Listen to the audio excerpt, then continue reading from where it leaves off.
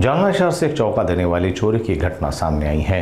एक व्यापारी जब अपनी बीमार पत्नी के इलाज के लिए अस्पताल में थे, उसी दौरान उनके घर को निशाना बनाया गया और अज्ञात चोर 9.5 लाख रुपए का माल उड़ा कर ले गए।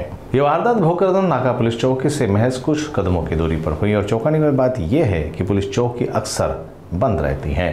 घटना 26 और 27 सितंबर के बीच की है। पीड़ित व्यापारी अपनी पत्नी के साथ अस्पताल में भर्ती थे। जब पत्नी को छुट्टी मिली और वे शाम 4 बजे घर लौटे तो दरवाजा टूटा मिला और घर पूरी तरह से तहस नहस हो चुका था।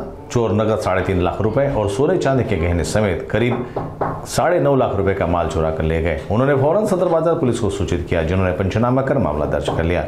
इधर भोकरदन नाका पुलिस चौकी की कार्यप्रणाली पर सवाल खड़े हो रहे हैं। स्थानीय लोग कह रहे हैं कि पुलिस चौकी सिर्फ नाम की है, दरअसल हमेशा बंद रहती है, इसलिए इलाके में चोर बेखौफ घूम रहे हैं।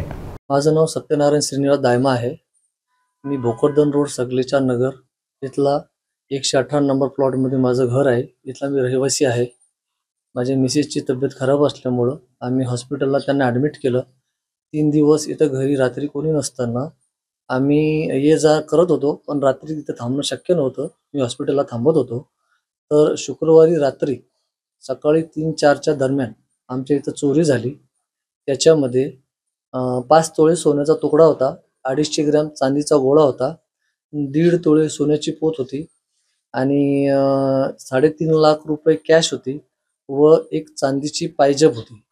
असं सगळं मिळून एक 9 ते 10 लाखापर्यंतचा ऐवज आमचा चोरीला गेलेला आहे। ती कंप्लेंट आम्ही सदर बाजार पोलीस स्टेशनमध्ये दिलेली आहे। त्याचा FIR झालेला आहे। अपेक्षा काय आहे?